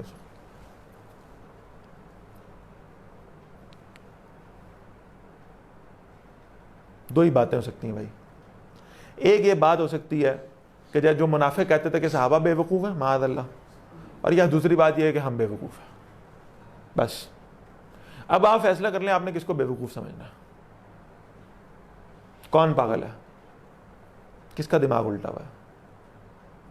صحابہ کو تو نہیں ہو سکتا رضی اللہ تعالیٰ عنہ اجمعین. تو جو مجھے صحابہ کے راستے سے کسی دوسرے راستے پہ لانے کی کوشش کرے گا اس کا دماغ خراب ہو. بے وقوف وہ ہے، میں نہیں ہوں. سادہ سا لٹمس ٹیسٹ، کھولیں سیرت کی کتابیں، دیکھ لیں کہ ان لوگوں کی زندگیاں صحابہ کی زندگیوں کے مطابق گزر رہی ہیں، بس وہ عقلمند لوگ. والسابقون السابقون، سبقت لے جانے والے، آگے بڑھ جانے والے. اولئک المقربون، یہ اصحاب المیمنہ میں نہیں ہے، یہ ہیں اولئک المقربون. یہ وہ ہیں جو اللہ تعالیٰ کے بڑے مقرب ہیں، بڑے قریب ہیں. فی جنات النعیم، یہ جو سابقون السابقون، یہ جو مقرب ہیں، اللہ کے قریب ہیں، یہ بڑی نعمت کے باغات میں ہوں گے. ثلۃ من الاولین، نوٹ فرما لیں یہ بہت بڑی بات ہے. ثلۃ من الاولین وقلیل من الاخرین. ان مقرب لوگوں میں جب ان کی سیٹیں نکلی ہیں، جب یہ اپرچونٹی آئی ہے، ثلۃ من الاولین، کثیر تعداد ہے پہلے لوگوں کی، قرون اولا کے مسلمانوں کی، صحابہ کرام کی رضوان اللہ تعالی علیہم اجمعین، تابعین، تبع تابعین، ائمہ مجتہدین، محدثین، مفسرین، جو قرون اولا کے لوگ تھے. یہ پہلے زمانے کے لوگ، یہ اول زمانے کے لوگ سب سے زیادہ ان سیٹوں کو کیپچر کر چکے ہیں. وَقَلِيلٌ مِّنَ الْآخِرِينَ، اور اس آخری دور میں جس میں میں اور آپ زندہ ہیں، بہت قلیل، بہت تھوڑی سی سیٹیں باقی ہیں. بس بہت قلیل لوگ ہوں گے آخر میں آنے والوں میں سے جو ان مقربین میں شامل ہو سکیں گے. اللہ ہمیں ان میں شامل فرمائے. مقابلہ بہت سخت ہے، ریس بہت تیز ہے، اور بہت خوش نصیب ہوں گے اور بہت سعادت مند ہوں گے وہ لوگ جن کو اللہ تعالیٰ ان مقربین میں شامل فرما لیں گے. علی سرور موضونہ، اب جب یہ ان مقربین میں شامل ہو جائیں گے پھر ان کے لیے اللہ کی نعمتیں کیا کیا ذرا سنیے. علی سرور موضونہ، وہ سونے کے تاروں سے بنے ہوئے تختوں پر بیٹھتے ہوں گے. متقین علیہا متقابلین، ٹیک لگائے ہوں گے ان پر اور آمنے سامنے بیٹھے ہوں گے. یطوف علیہم ولدان مخلدون، وہ آس پاس ان کے وہ پھریں گے جو ہمیشہ لڑکے ہی رہیں گے، یعنی اپنی بچپن اور ٹین ایج کی عمر کے درمیان میں ہوں گے، وہ اسی ایج میں ہمیشہ رہیں گے. وہ ان کے آس پاس پھرتے ہوں گے ان کی خدمت کے لیے. بِأَكْوَابٍ وَأَبَارِيقٍ، پیالیوں اور کیتلیوں میں وہ لے کر آتے ہوں گے. وَكَاسٍ مِّن مَّعِينٍ، اور چھلکتی ہوئی شراب کے بھرے ہوئے جام ہوں گے جو ان کے پاس پیش کرتے ہوں گے ان کو پلانے کے لیے. لا یصدعون عنہا، ان سے ان کا سر نہیں چکرائے گا. ولا ینزفون، اور نہ ہی وہ بہکیں گے. وفاکہۃ مما یتخیرون، اور میوے اس میں سے جو وہ پسند کریں گے. ولحم طیر مما یشتہون، اور پرندوں کا گوشت ہوگا جس کو وہ چاہیں. بڑے بڑے خوبصورت پرندے جنت کے، وہ ان کے اڑتے ہوئے جب سامنے دکھائی دیں گے، صرف دل چاہے گا کہ یہ پرندہ، اس کا گوشت کیسا ہوگا، اس کا ٹیسٹ کیسا ہوگا. صرف دل میں اشتہا پیدا ہوگی، خواہش پیدا ہوگی، اور وہ بالکل بھنا ہوا آپ کے سامنے آ کر پیش کر دیا جائے. محنت نہیں ہے جنت میں کوئی بھی. محنت وہ ہے جو یہاں کر لی، قربانی وہ ہے جو یہاں دے لی. جنت میں محنت نہیں کرنی پڑے گی کسی شے کے لیے. وحور عین، اور بڑی بڑی آنکھوں والی حوریں بھی وہاں موجود ہوں گی. کامثال اللؤلؤ المکنون، جیسے چھپا کر رکھے ہوئے موتی ہیں. جزاء بما كانوا يعملون، یہ اس کا بدلہ ہے جو وہ کیا کرتے تھے، یعنی دنیا میں جو محنت کرائے ہیں یہ اس کا اجر انہیں دیا جا رہا ہے. لا يسمعون فيها لغوا ولا تاثیما، وہ ان باغات میں کوئی بے مقصد اور گناہ میں ڈالنے والی بات نہیں سنیں گے. الا قیلا سلاما سلاما، مگر یہ کہا جائے گا سلام ہے، سلام. ہر طرف سے صرف سلام کی آوازیں سن رہے ہوں گے، ہر طرف سے سلیوٹ لگ رہے ہوں گے. واصحاب الیمین، اب دوسرا گروہ ہے جو اصحاب المیمنہ جنہیں ہم پڑھ کر آئے تھے، اصحاب الیمین.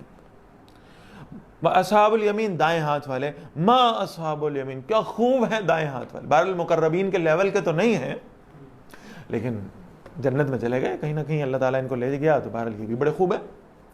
فی صدر مخدود، وہ ایسی بیریوں میں ہوں گے جن کے کانٹے صاف کر دیے گئے ہوں گے.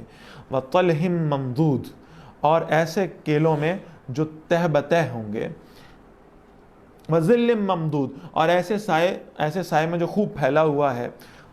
وماء مسکوب، اور ایسا پانی جو بہتا جا رہا ہے، وفاکہۃ کثیرہ، اور بہت سے میووں میں ہوں گے، لا مقطوعۃ ولا ممنوعہ، نہ وہ کبھی ختم ہوں گے اور نہ کبھی ان کی فراہمی روکی جائے گی، وفرش مرفوعہ، اور اونچے اونچے بچھونوں میں ہوں گے، انا انشأناہن انشاء، بے شک ہم نے ان کی بیویوں کے خاص اٹھان پر اٹھایا ہے، ایک خاص تخلیق ان کو عطا فرمائی ہے، ایک خاص خوبصورتی ان کو دی ہے، فجعلناہن ابکارا، پھر ہم نے انہیں کنواریاں بنا دیا ہے، عربا اترابا، وہ شوہر کو مائل کرنے والی ہیں اور کم عمر بھی، ہم عمر ہیں، لاصحاب الیمین، یہ دائیں ہاتھ والوں کے لیے ہیں، ثلۃ من الاولین، بہت سے ان میں پہلے والوں میں سے ہوں گے، وثلۃ من الاخرین، اور بہت سے آخری لوگوں میں سے ہوں گے، یعنی یہاں یہ معاملہ ہے کہ قرون اولیٰ کے لوگ بھی اس میں کثیر تعداد میں شامل ہوں گے، اور آخری دور میں سے بھی بہت سے لوگ اس میں شمار ہو سکتے ہوں گے۔ جو سیٹیں شارٹ ہیں نا وہ ہیں مقربین کی، اور جب اللہ سے مانگنا ہی ہے، کیونکہ مانگنا تو اللہ ہی سے، تو پھر دل کھول کر کیوں نہ مانگیں، پھر اللہ سے یہ کیوں نہ دعا کریں، پھر کم پہ راضی کیوں ہوں،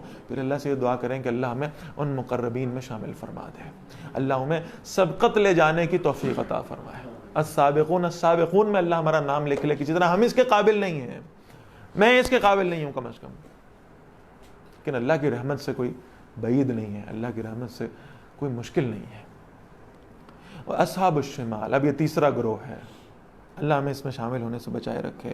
اصحاب الشمال، بائیں ہاتھ والے، ما اصحاب الشمال، کیسے برے ہیں بائیں ہاتھ والے، فی سموم و حمیم، وہ تیز بھاپ اور کھولتے ہوئے پانی میں ہوں گے، وظل من یحموم، اور سیاہ دھوئیں کے سائے میں ہوں گے، لا بارد ولا کریم، جو نہ ٹھنڈا ہے اور نہ ہی سکون دینے والا ہے، انہم کانوا قبل ذلک مترفین، بے شک وہ اس سے پہلے بڑے خوشحال تھے، وکانوا یصرون علی الحنث العظیم، اور وہ بہت بڑے گناہ پر اڑے رہتے تھے، وکانوا یقولون، اور وہ کہا کرتے تھے، اذا متنا، جب ہم مر جائیں گے، وکنا ترابا وعظاما، اور ہم مٹی اور ہڈیاں بن جائیں گے، ائنا لمبعوثون، کیا ہم واقعی اٹھائے جانے والے ہیں، او آباؤنا الاولون، کیا ہمارے پہلے باپ دادا بھی اٹھائے جائیں گے، قل ان الاولین والآخرین، اے نبی صلی اللہ علیہ وسلم فرمائیے جو پہلے اور آخری ہیں، لمجموعون، یقیناً جمع کیے جانے والے، سب اکٹھے ہوں گے، الی میقات یوم معلوم، ایک مقررہ وقت پر، اس طے شدہ دن میں، ثم انکم ایھا الضالون المکذبون، بے شک تم اے گمراہ اور جھٹلانے والو، لآکلون من شجر من زقوم، یقیناً تم زقوم کے درخت سے کھانے والے ہو، فمالئون منها البطون، پھر اس سے پیٹ بھرنے والے ہو، شاربون علیہ من الحمیم، پھر اس پر کھولتا ہوا پانی پینے والے ہو، فشاربون شرب الہیم، اور پھر ایسا پیتے ہو جیسے پیاسے اونٹ پیا کرتے ہیں، یعنی یہ نہیں ہے کہ انسان کھولتے ہوئے پانی کو ذرا سا ٹیسٹ کرے گا اور وہیں پہ رکھ دے گا کہ میں نہیں پی سکتا، بلکہ ایسے پیے گا جیسے اونٹ پیا کرتے، کئی دن کا جیسے وہ اپنے اندر ذخیرہ کر لیتے ہیں پانی، اس انداز سے پانی پیے گا، کیونکہ اسے وہ پینا پڑے گا، کتنا ہی اسے برا کیوں نہ محسوس ہو رہا ہو، کتنی کراہت کیوں نہ ہو رہی ہو، کتنی تکلیف کیوں نہ ہو رہی ہو، بہرحال یہ پانی اسے پینا ہوگا، ھذا نزلھم یوم الدین، یہ ان کی مہمانی ہے اس بدلے کے دن میں، نحن خلقناکم، ہم نے تمہیں پیدا کیا ہے، فلولا تصدقون، پھر تم کیوں تصدیق نہیں کرتے دوبارہ اٹھنے کی، پہلے بھی تو اللہ نے تمہاری تخلیق کی ہے، تو کیا اللہ دوبارہ پیدا کرنے پر قدرت نہیں رکھتا؟ افرأیتم ما تمنون، کیا تم نے دیکھا جو تم ٹپکاتے ہو، انتم تخلقونہ، کیا تم اسے پیدا کرتے ہو، ام نحن الخالقون، یا ہم پیدا کرنے والے ہیں؟ اس ایک کروموسوم سے جو انسانی آنکھوں سے دیکھا بھی نہیں جا سکتا، اس سے پورے انسان کی تخلیق کر دینا، کون ہے اللہ کے سوا جو کر سکتا ہے؟ نحن قدرنا بینکم الموت، ہم نے تمہارے درمیان میں موت طے کر دی ہے، وما نحن بمسبوقین، اور ہم عاجز ہرگز نہیں ہیں، الا ان نبدل امثالکم، اس پر کہ ہم تمہارے جیسے بدل کر اور لے آئیں، وننشئکم فیما لا تعلمون، اور ہم تمہیں ایک ایسی صورت میں اٹھائیں گے جو تم جانتے نہیں ہو، وَلَقَدْ عَلِمْتُمُ النَّشْأَةَ الْأُولَىٰ، اور یقیناً تم پہلی پیدائش کو بھی جانتے ہو، فَلَوْلَا تَذَكَّرُونَ، پھر تم کیوں نصیحت حاصل نہیں کرتے؟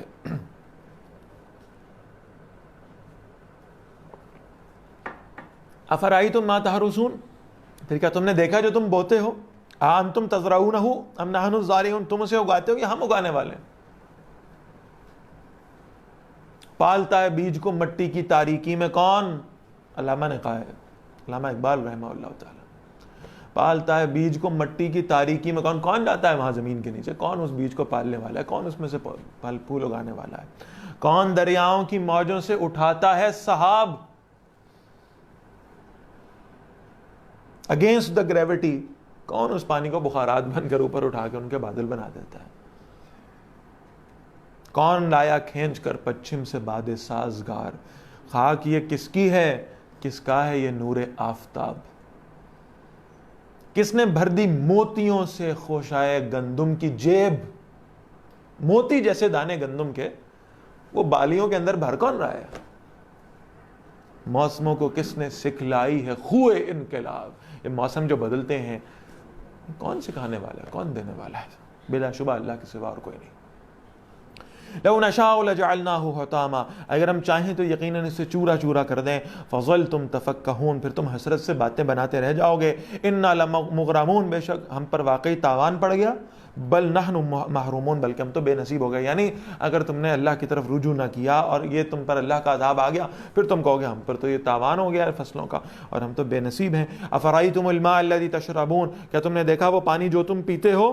ام انتم انزلتموہ من المزن، کیا تم نے اسے بادل سے نازل کیا ہے؟ ام نحن المنزلون، یا ہم نازل کرنے والے ہیں؟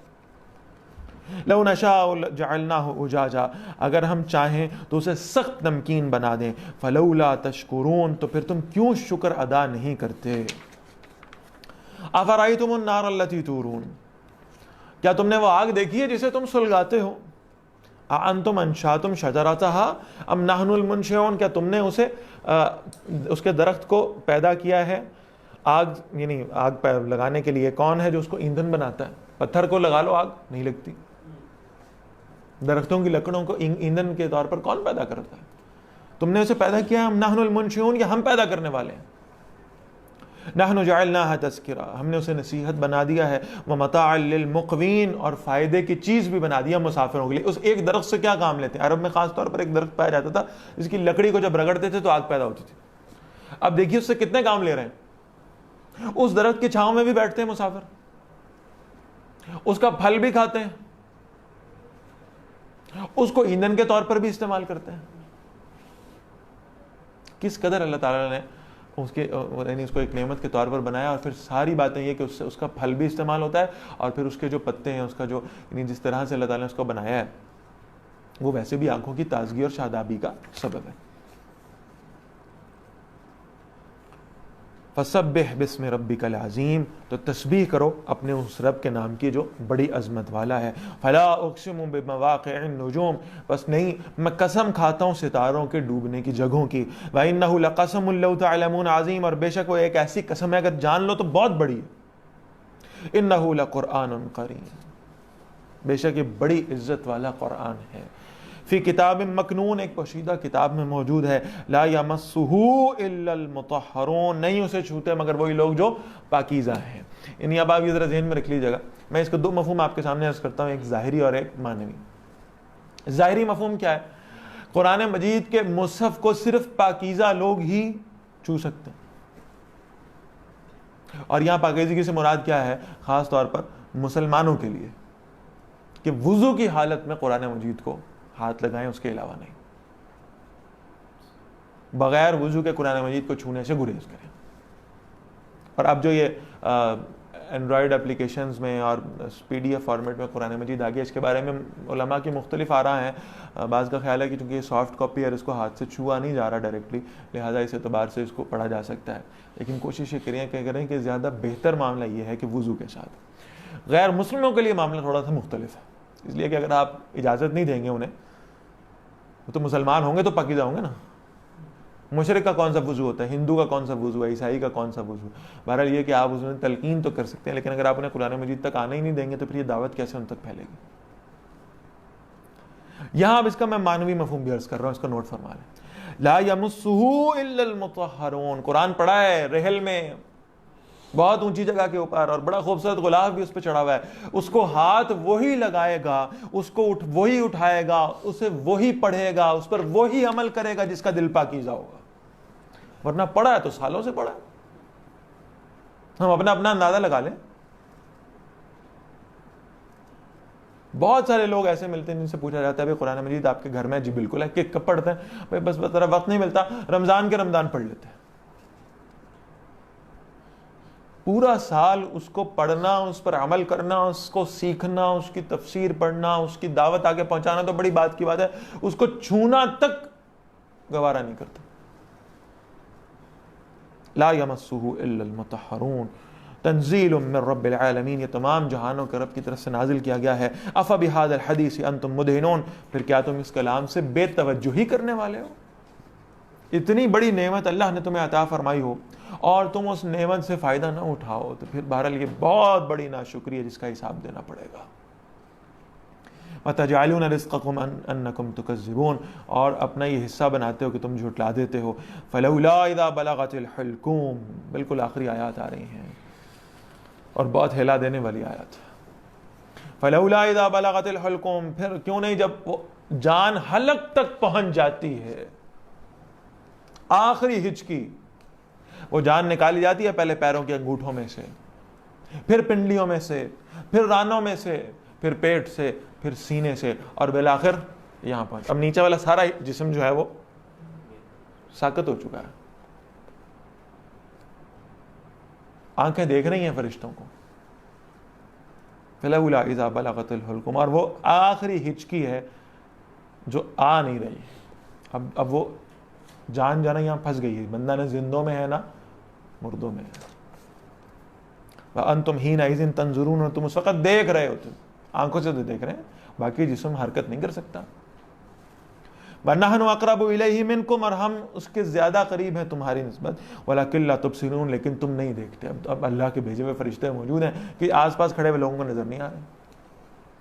فَلَوْلَا إِن كُنْتُمْ غَيْرَ مَدِينِينَ، پھر کیوں نہیں ایسا ہوتا کہ اگر تم کسی کے اختیار میں نہیں ہو، ترجعونها، تم اسے لوٹا لاتے، ان کنتم صادقین، اگر تم سچا۔ پکارو اب اپنے ان شریکوں کو جن تم اللہ کے سوا پکارا کرتے تھے، جن کے سامنے اپنی مشکلیں رکھتے تھے، جن کے سامنے اپنی حاجتیں رکھتے تھے، انہیں پکارو، انہیں بلاؤ اور ان سے کہو اس سے بڑی مشکل اس دنیا میں تو تم پر نہیں آنے والی۔ ان سے کہو اس روح کو تمہارے جسم میں دوبارہ ڈال کے دکھا دیں، تمہیں اس مشکل سے چھٹکارا دلاتا ہے، تمہیں اس بے بسی کی کیفیت میں تمہیں ہیلپ آؤٹ کر دے آ کر۔ فَأَمَّا إِن كَانَ مِنَ الْمُقَرَّبِينَ، پھر اگر وہ ان میں سے ہوا جو قریب کیا گیا، اب جان نکل گئی ہے، اب روح کون سے، اگر وہ مقربین میں سے ہے، فَرَوْحٌ وَرَيْحَانٌ وَجَنَّةُ نَعِيمٌ، تو اس کے لیے راحت ہے، خوشبو ہے اور نعمتوں والی جنت ہے، ریڈ کارپیٹڈ استقبال کیا جائے گا اس کا، فرشتے پھولوں کی پتیاں نچھاور کریں گے، اس روح کو بڑے آرام سے، بڑے اس کو احتشام سے لے کر جایا جائے گا۔ وَأَمَّا إِن كَانَ مِنْ أَصْحَابِ الْيَمِينَ، اور اگر وہ دائیں ہاتھ والوں میں سے ہوا، یعنی مقربین سے نچلا درجہ آ گیا، اب دائیں ہاتھ والے، فَالسَّلَامُ لَكَ مِنْ أَصْحَابِ الْيَمِينَ، تو کہا جائے گا سلام ہو تم پر، دائیں ہاتھ والوں میں سے ہو تم۔ وَإِمَّا إِن كَانَ مِنَ الْمُكَذِّبِينَ الضَّالِّينَ، اور اگر یہ مرنے والا جھٹلانے والے گمراہوں میں سے ہوا، فاسق و فاجر ہوا، نافرمان ہوا، مشرک ہوا، منافق ہوا، کافر ہوا، فَنُزُلٌ مِّنْ حَمِيمٍ، اس کی مہمان نوازی تو کھولتے ہوئے پانی کے ساتھ کی جائے گی، وَتَصْلِيَةُ الْجَحِيمِ، اور اس کا داخل کیا جانا ہے جہنم میں، إِنَّ هَذَا لَهُوَ حَقُّ الْيَقِينِ، بے شک یہی یقینی حق ہے، فَسَبِّحْ بِاسْمِ رَبِّكَ الْعَظِيمِ، تو تسبیح کیجئے اپنے اس رب کے نام کی جو بڑی عظمت والا ہے۔ پھر میں کہہ رہا ہوں کہ اللہ سے مانگنا ہے تو کھل کے مانگنا ہے، اللہ ہمیں ان مقربین میں شامل فرما لے اور ہمیں ان مقربین جیسی زندگیاں گزارنے کی توفیق عطا فرما دے، اور اللہ ہمیں محفوظ فرما لے۔ استاد محترم رحمہ اللہ بڑی خوبصورت دعا مانگا کرتے تھے، کہتے تھے کہ وہ جتنے لوگ مجھے دین سے دور کرنے والے ہیں، مجھے بہکانے والے ہیں، جو دنیا دار بنانے والے ہیں، اللہ مجھے ان کے شر سے محفوظ فرما دے بس۔ تو الحمدللہ یہاں سورۃ الواقعہ ختم ہوتی ہے، انشاءاللہ ابھی بریک کریں گے، اور بریک کے فوراً بعد قرآن مجید کی بہت امپورٹنٹ صورت، بہت ہی اہم سورۃ الحدید انشاءاللہ تعالی ہمارے سامنے ہوگی، اور انشاءاللہ تعالی اس میں بہت سارے موضوعات اتنے امپورٹنٹ ہیں جو انشاءاللہ ہم کوشش کریں گے کہ تفصیل کے ساتھ پڑھ لیں انشاءاللہ۔